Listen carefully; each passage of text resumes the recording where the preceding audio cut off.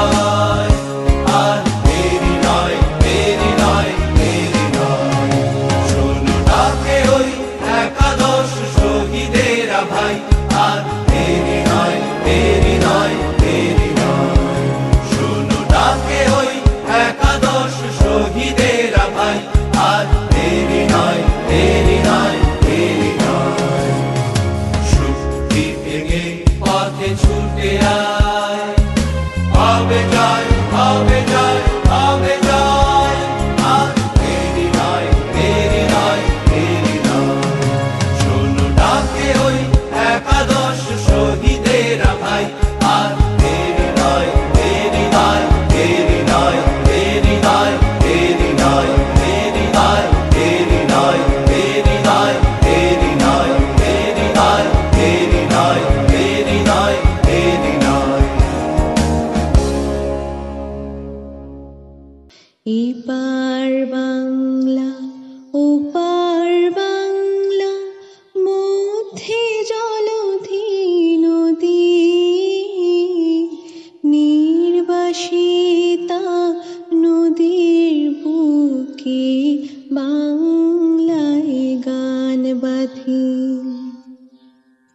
বাংলায় কাদি বিহুলা ভেলায়, দেশ বিভাগের শ্মশানে।